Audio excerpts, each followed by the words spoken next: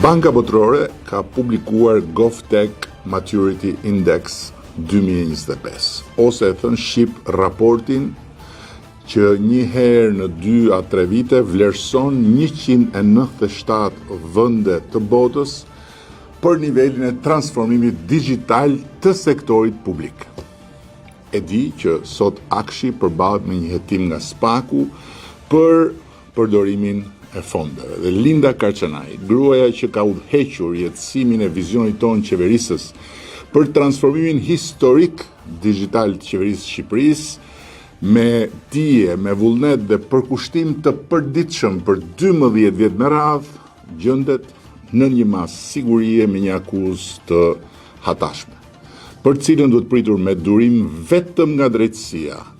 dhe s'mund të pritet asgjë nga 700 tenxheret e çorbës politike mediatike që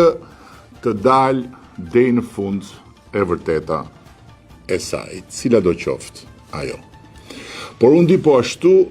që falsaj dhe skuadrës së Akshit, ku punojnë paurar, plot vajza e djemë talentuar të botës së re të teknologjisë, Shqipëria ka bërë një kapërcim të madh, krahasuar me vitin 2022, kur ka dalë raporti paraardhës i Bankës Botërore për qeverisjen digjitale.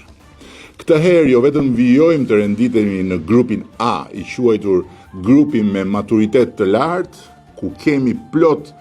0.939 pikë nga 1 që është maksimumi, por fal një rritje të ndjeshme krahasuar me raportin paraardhës ku ishim vetëm 0.752, këtë vit kemi kaluar nga vendi i 68 në vendin e 14. Në vendin e 14 mes gjithë atyre vendeve, duke lënë pas pikërisht falpunës dhe vullnetit për ta vënë teknologjinë e re në shërbim të publikut dhe të zhvillimit të Shqipërisë, vende me emër të madh si Danimarka, Singapori apo Mbretëria e Bashkuar e me radhë e me radhë. Ky është një raport objektiv dhe profesional i cili vlerëson 4 fusha kryesore që mbulojnë sistemet bazë qeveritare: shërbimet publike online, angazhimin digital të qytetarëve dhe faktorët mundësues institucionale ligjor, dhe pa diskutim që nuk justifikon absolutisht asnjë shkeljet ligji që pretendohet se ka ndodhur në aktivitetin e Akshit, gjë që mund na thotë vetëm procesi gjyqësor.